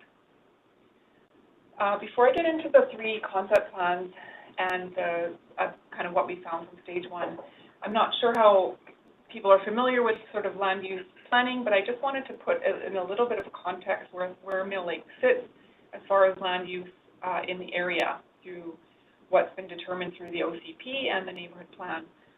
So basically, Mill Lake Park is the majority of this green space we see here, Emerson Road, Ware Street, Bevan, and then Mill Lake Road right up here.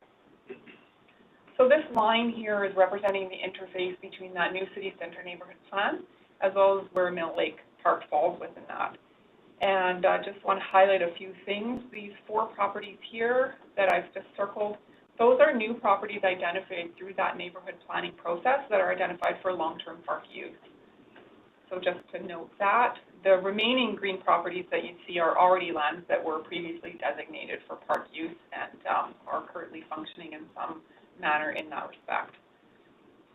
Part of this neighborhood plan also looks at the long-term closure of Mill Lake Road, which is that little road that kind of brings you into the park and accesses the parking lot where people get off and fish on the wharf, but it also provides the primary access to this townhouse site right here. So part of this plan looks at the long-term closure of that road, and in conjunction with that, we'd be looking at acquiring some form of access from Gladwin Road over here into this townhouse site. And the timeline for that is undetermined at this point, but it's something that we need to consider as we're looking at how we develop this north end of the park. Another thing I just wanted to point out with this land use plan was basically where I've put those stars is just bringing your attention those properties that are immediately butting Mill Lake Park to the north, which are designated through that neighborhood plan for higher intensity residential. So those darker kind of reddy colors are where we see mid-rise apartment buildings, most likely, similar to what's being constructed right now on Flaxton.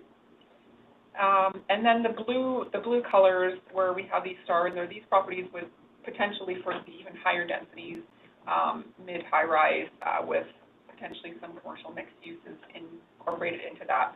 So just to give you an idea of what's anticipated along that northern boundary of Mill Lake Park, to put that into context.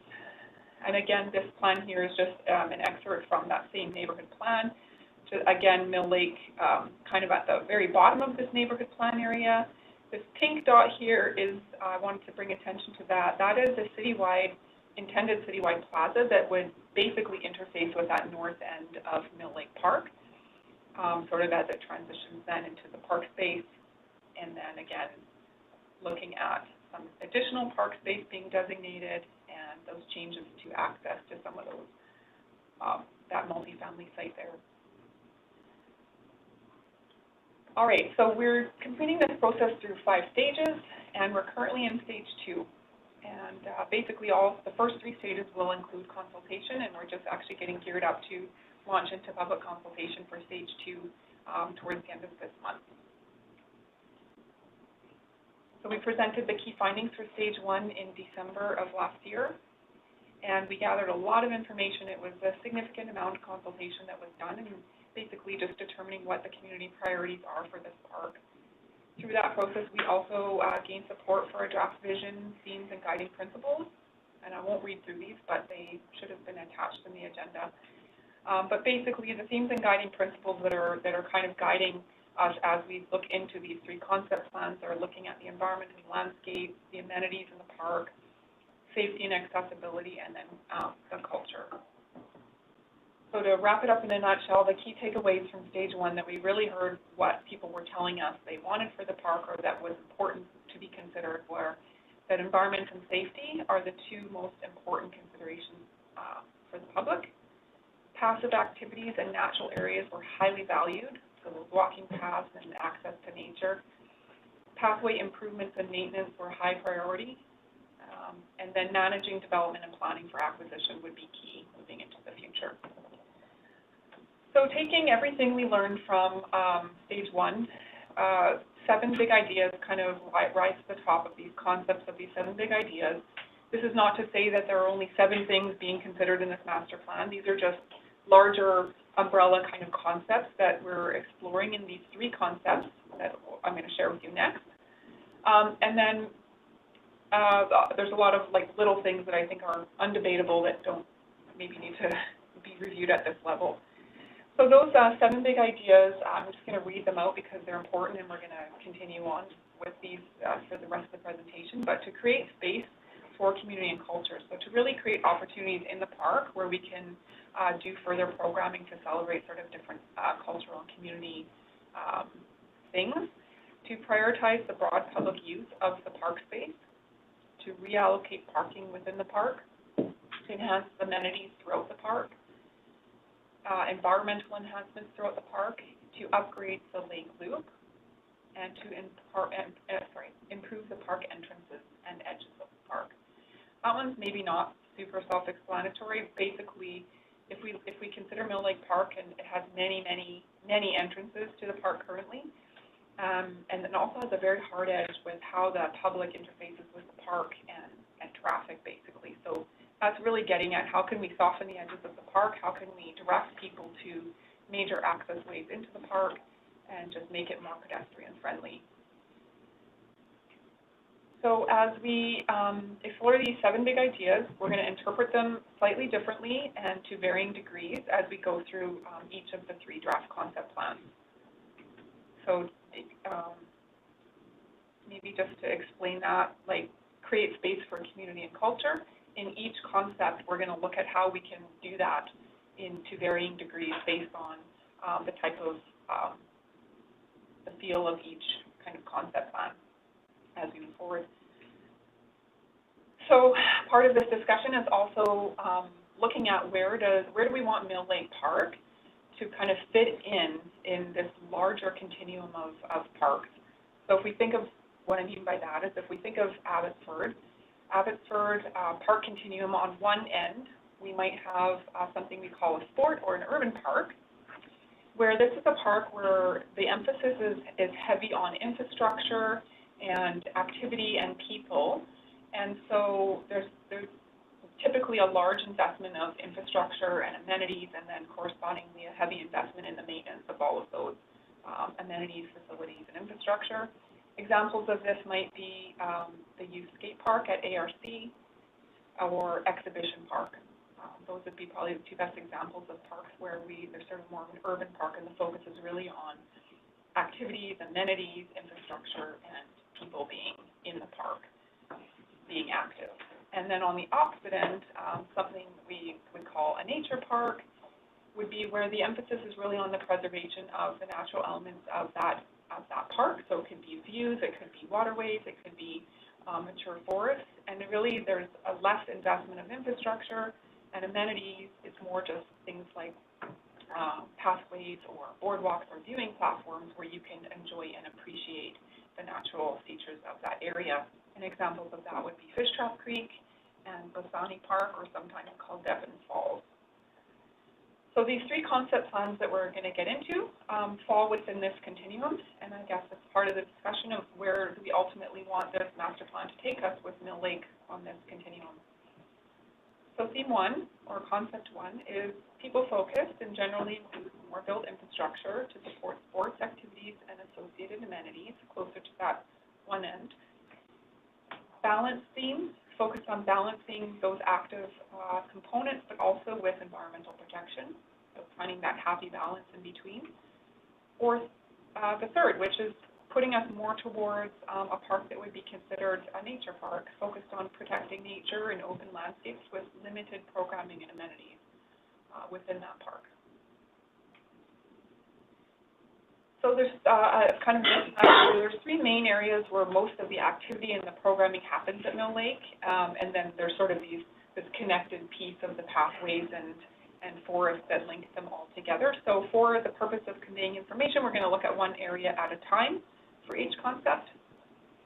So we'll start with looking at the four first big ideas, followed by the three last ones. I kind of look at these as the first ones are sort of spatially related, and the last three are sort of the ones that unify those three areas and make it one park. Okay, and moving on to the first active. So this is the one that would be most leaning towards an urban park. So we'll explore Area 1. So in Area 1, we would look at having a new prominent city center entrance, so connecting that city center area, the plaza area with the park, and it would be something like quite wide open, extensive, kind of a tiered urban plaza with a viewing platform. And in this scenario, we're showing Mill Lake Road being closed and what that might look like with that closure.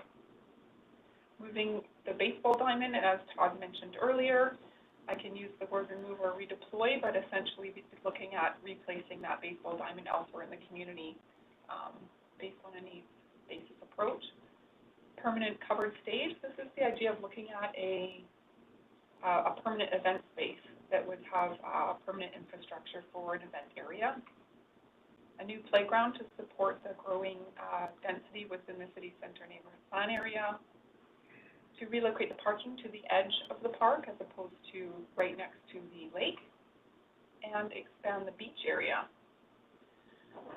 So now we're into the plans, and so we'll zoom into each of them as we go. So we'll go to Area 1 and just highlight those things that I've talked about. So again, this is where we would have kind of an open entrance to the city center area and to the park with sort of a very expansive tiered plaza area. And this area here on all three is sort of where, if we're going to have any kind of viewing platform, this would be because it's a natural high point in this area of the park. So you get those great views south over to Mount Baker and across the lake and the fountain and all of that. So,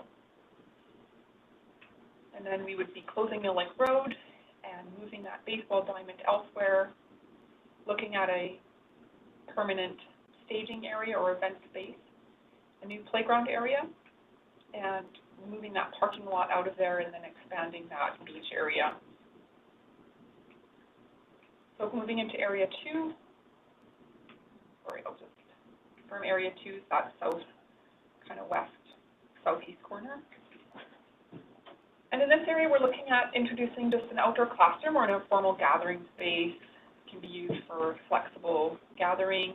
Removing the playground, so that's the John Mahoney playground area off of Ware, removing that. Developing angle parking or some sort of new parking lot off of Alta Street. Centralizing all of the adult fitness and the games area. And developing a multi-purpose building or cultural center as a new facility. Temporary portable stage area. So we've also looked at permanent up top, so we're looking at another option of, we probably wouldn't have both, but this could be another option of where we could potentially have an event space, and it would be more on a temporary or portable stage kind of concept as opposed to fixed infrastructure. And we're looking at the idea of doing improvements to the boulevard on Bevan so that we could potentially look at having on-street parking. So if we zoom into this area, just to give people context again, this is Keratin House Art Gallery up here, that little parking lot that's next to it, and the playground area, just to give you a little bit of frame of reference. So this would be where we would look at maybe doing some informal gathering space or potentially outdoor classroom space, building some seating kind of into the hillside. It's a bit of a hillside there, so potentially some tiered seating or structures. Removing this playground, re-centralizing the adult fitness and games area over to where the lawn bowling currently is to kind of centralize some of those adult activities. And then this is where we propose to potentially do a flexible community space, cultural building, multi-purpose building type of idea right here with new parking space being added off of Alta. And then this is the area on the southeast corner would be where there could be some possibility of having that be as sort of a designated event space on a more temporary or portable basis.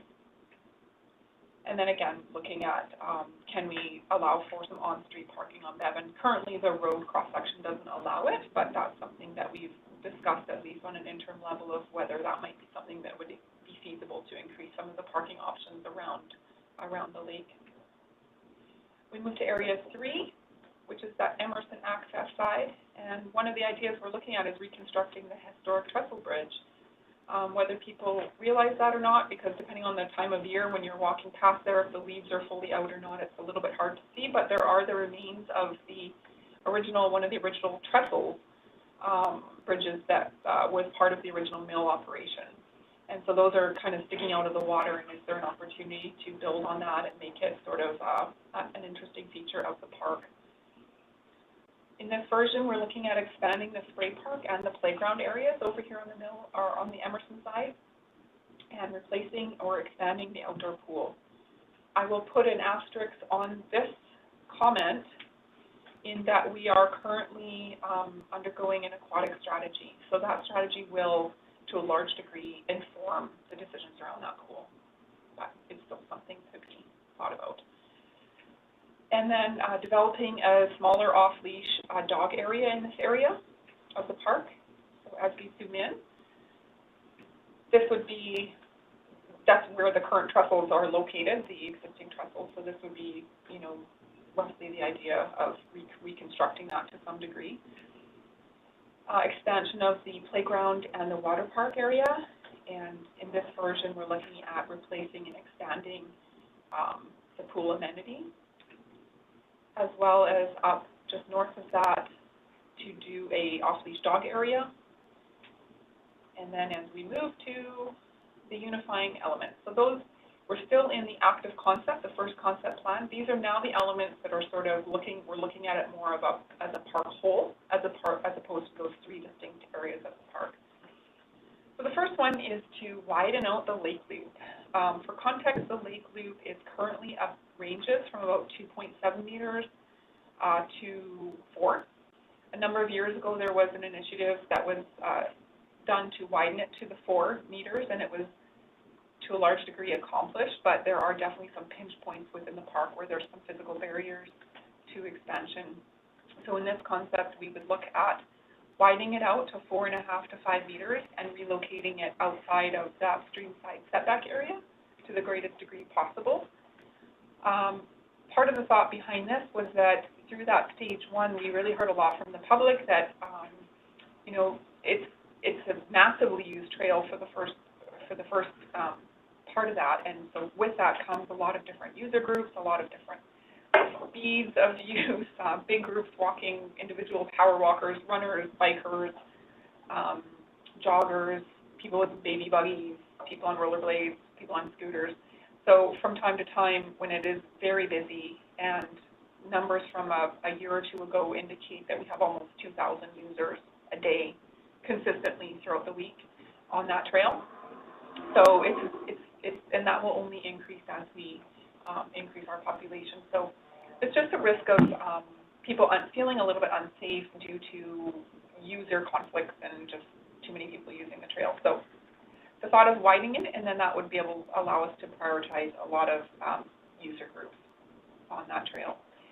To restore the SPIA, so the streamside protection area, but in balance with other priority amenities around the lake. So we want to improve that vegetation around the lake, but keeping in mind some of the amenities that are already there and some of the amenities that the public really enjoys around there. So like in balance. Redevelop the park frontages to include pedestrian buffered road edges. So this is really looking at creating softer side of the park and to create a better environment for pedestrians as they walk along the park side, buffered from the vehicle lanes. And then establishing a park entrance hierarchy and enhancing those primary entrances accordingly. So, you know, what are the main accesses to the park? Let's make them visible and let's make it apparent, and then expanding the forest canopy. So as we go through this, you'll see in the next two, there's some overlapping features, but I'll continue here. So the first one, of course, is widening out the lake loop and moving it away from the lake in some areas and improving that be a setback area with, vegetation appropriate for riparian and in some cases terrestrial habitat. And then in this version, because we would be moving it out of that riparian area, we would be closing or decommissioning the floating wharf that takes you currently across the lake, probably remaining, keeping the southern part remaining open for access to the lake and views over the lake and whatnot, but largely the path would be put on land. And then just retaining, again, some of these amenities, viewpoints, beaches, wharfs, and things that protrude into that SPIA area, but that, of course, everybody enjoys. So we would kind of just keep that in balance and then improve, those SPIA areas. So Mill Lake Road, Ware Street, and Bevan would be the frontages we'd be looking at improving with Street Tree Boulevard, making that a little bit softer and more enjoyable from a pedestrian perspective. And then these are just indicating all of the entrances to the park. So we would establish a hierarchy of entrances and then focus attention on the design of those entrances to just provide clear direction into the park and just kind of announcing entrance into the park, I guess. And then expanding the urban forest canopy. In this version, there's just this portion right up top where we would be able to add, where we're showing that urban forest is being added, but in the next versions, you'll see that that changes a little bit. So, how are we for time? We've got 15 minutes left, so I don't know how best you can use it. I will just zoom through. Some of the items you will note are duplicated, so I'll try to focus on the items that are changing. Okay. So again, the park entrance is still there, but it's scaled down. Baseball diamond, temporary portable stage area, new playground, relocate the parking. None of these have really changed. It's just in the north end where we're focusing on a temporary or portable stage as opposed to a permanent fixed structure. So again, that entrance is just scaled back. There's less hardscape, more green space. And then, of course, same items remain the same, except in this case, we're not showing a permanent staging area. It's more of a portable or temporary event space area. In Area 2, the main differences in this area would be the addition that we would look to improve upon or reinvigorate the heritage habitat gardens, which are located next to Trethewey House, and then also reduce the scope of the horseshoe pitches space. Relocate the lawn bowling area, and the multipurpose is the same, and potentially relocate the Carrington House Art Gallery into that new multipurpose building. Parking is the same, and introduce the idea of a family-friendly half course for disc golf. So again, if we zoom in, this item was the same, put new emphasis on the Habitat Heritage Gardens next to Trethewey House, and reduce the size of the horseshoe pitches here. And then move Carrington House into potentially that new event or that new community building, and then relocate the lawn bowling over to that community building area. And again, this would be an area where we can look at doing a family-friendly 9-hole disc golf course in the southern region here. That's a new consideration. And in Area 3, it's basically looking at expanding the playground, but not the water park, the dog park, but also with the addition of an off-leash trail area. And this would, in this option, we'd look at redeploying the pool, but repurposing the field house. So the field house could potentially be repurposed into flexible community space or concession or maybe a washroom house, something that would be suitable for the structure itself, but recognizing that that might be an option to extend the life of that building. And in this area, we're also looking at a permanent covered stage. So if we basically expansion of the playground, but not the water park, removal of the pool, but retention of the field house and potentially repurposing it, the off-leash jog area and trail system kind of through that green belt. And then this area up here where the 2 baseball diamonds currently are, they'd be redeployed to convert this into a permanent kind of event venue area. And then with this version, the unibinding elements, I'll just kind of bring you to the picture. So same, we'd look at keeping the walkway the same width, keeping the walkway around the lake the same width, but prioritizing pedestrians only in this scenario. So we would be looking at the idea of restricting bikes and other wheeled modes off of this loop to reduce conflict. But we could retain like a widened pedestrian or commuter route through the park on that north end, so bikes could still come through the park, get through the park, and move on to on-road infrastructure beyond that. Being introduced in the balance concept is this idea of water cleansing ponds and channels. So people might not be aware, but all of the water that is supplied into the lake comes from stormwater runoff. And so there are several storm outfalls into the lake. And so the idea would be to, in a couple of locations, open those up, daylight them, and put that water into cleansing ponds and channels to then re-release it back into the lake in a cleaner form. Is the idea of that. And then obviously improving the urban forest canopy. In this version, it grows more than in that first version that I just showed you. So moving on to the passive. Now this is the final concept, and this is the one that would be more on the continuum of a nature park, or heading towards that anyways, not a nature park, but heading towards that concept. So there's going to probably be the least amount of impact in this version. So in the new park entrance, maybe I'll just explain it as we go through. In the new park entrance, it's largely vegetated, so there would still be, a prominent multi-use pathway coming into the park from that north, but it would be largely vegetated and renaturalized as opposed to having a much more hardscape surfaces. The viewing platform and plaza would be really more of an entry node to the park, kind of branching off to other areas of the park. We would close Mill Lake Road in this scenario as well. And same, redeploy that baseball diamond, and what would be there would be just more naturalized open space, sort of picnic area. And then a new playground. And then in all scenarios, we're moving the parking outside to the edge of the park, so I won't talk about that.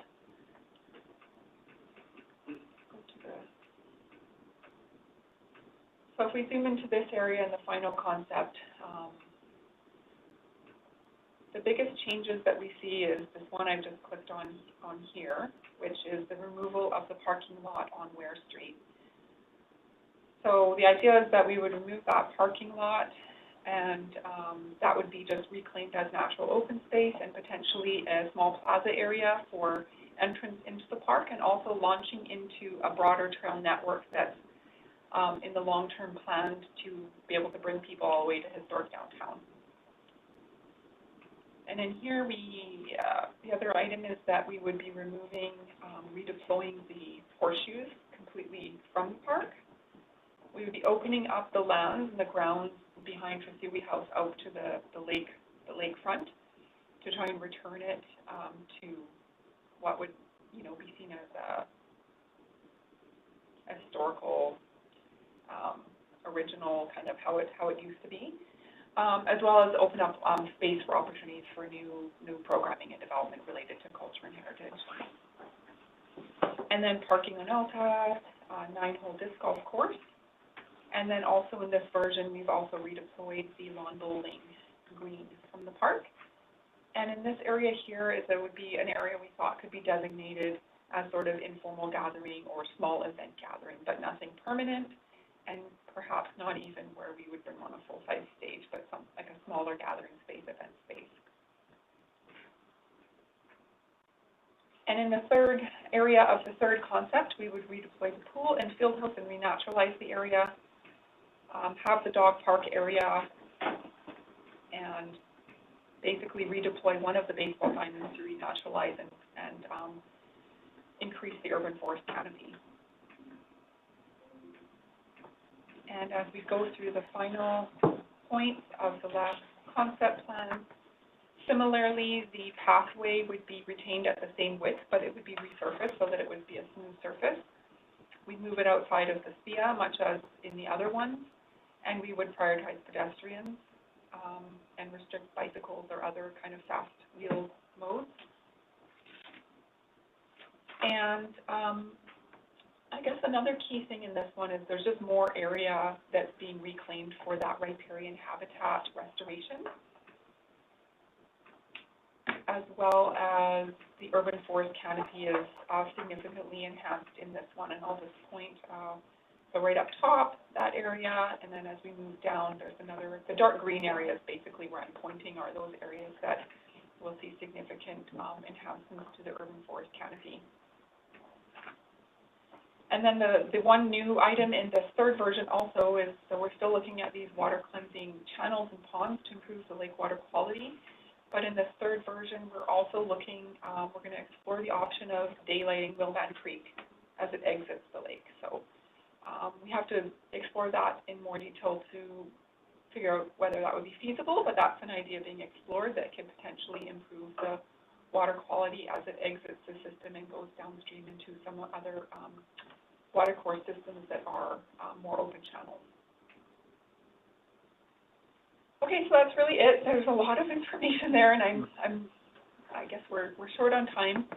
But again, as Todd said, we're really open to having all of your comments and feedback. And if I guess there are some questions at this point, we can try and answer them. Well, yes, thanks very much, Melissa. I obviously miscalculated managing the time. We should have given you more time here on this item. In light of the time constraints, what I'd like to request of staff that each of our committee members receive an email from the staff with that may prompt them of the three concepts and to invite comments back on each of the three concepts or wherever they wish to comment, so that it's not just sort of like send us your thoughts if you have any, but actually some prompts that will elicit some specific responses in light of the time. We have 5 minutes left, in which I will field some comments or questions. Aaron, your hand is up first, and then John. So this is all going along or I guess the consultations with Nordicity have kind of funneled towards this plan, or are they working not parallel? Sorry, I missed the first part of So Nordicity is the consultant who's been working on the culture plan, the master plan. So in my role with the Arts Council at Carleton, we've engaged in consultations with them, given a lot of feedback, engaged in all these different roundtables. So has that feedback made it into what this plan looks like, or are they not interlacing at this time? So through the chair. So the consultation stages are happening they're on different schedules. So the culture strategy was finalized.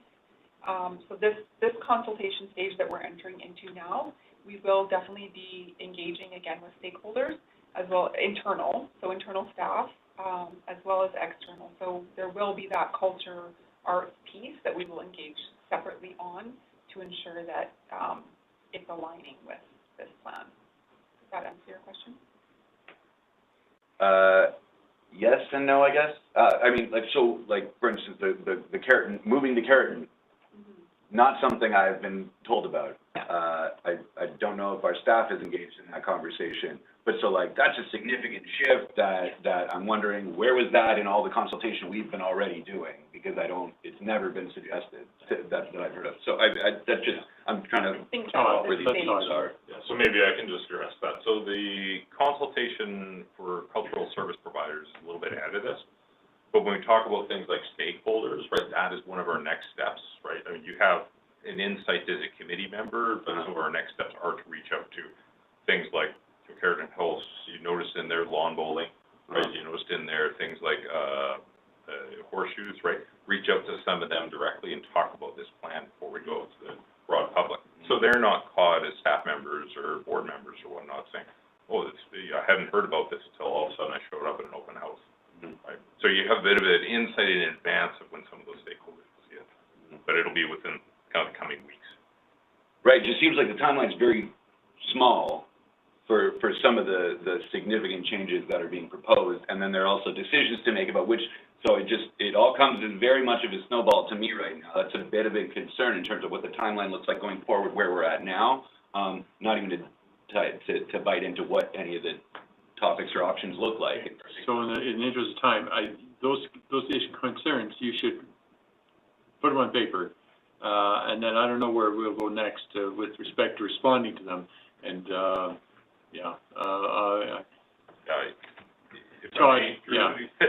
These are very conceptual. I can't stress this enough, but this is a very conceptual piece. We're not talking about kind of details around what some of those spaces look like, or where they move, or what a renovation looks like. So it's just the concept of relocating an amenity. Yeah. And exactly. And the Culture Connect strategy and the Parks plan, there's two separate plans, strategies, and there's some overlap, and you're privy to both of them. But I mean, we live in a Venn diagram of there's only overlap for our piece, right? Like, there's no world where the Culture Connect is separate from the Mill Lake plan to us, because we live in the Mill Lake providing cultural services. So we are the center of that Venn diagram, I imagine. There's no separate piece. But anyway, thanks. John, you have a comment, question? Yeah, and again, sorry, I know we're short on time. Just again, thank you for a tremendous presentation, and it's very exciting to see us moving forward with Mill Lake. But the Goldilocks approach is again a standard, which I like. But at the same time, I think we're going to probably wind up with more of a mix and match, depending on the different areas in the park and where we can focus our attentions. But I'm looking forward to contributing by email. That's probably a more efficient way to do it, considering the time limits that we have, and also gives us time to really think through these things. So thank you so much. Yeah, and I encourage committee members to revisit the mail out, the plan, the staff report, and then focus your comments on specifics out of there, what you've heard today and what you read on the report, and we'll take from there following that. And then, of course, there's the public input, where you're certainly part of as well, if you want to give input at the public opportunities. So you'd have 2 chances, maybe 3. Oh, that was a whirlwind there. It's a lot of information. Yeah. But I do want to hold true to our 2-hour limit on committee meetings, and we're going to have to call it there, because we've used up our 2 hours. And I appreciate your time, we all do. And so I'm going to, there's no recommendation on that, and just ask for a recommendation to adjourn this meeting. And, second by Aaron, all in favor? We are adjourned. Thanks again. See you next time. Thanks to staff. Oh, really? Well, Curry. Yeah. Fun like Curry's dad. It's too long, I guess. They also, we're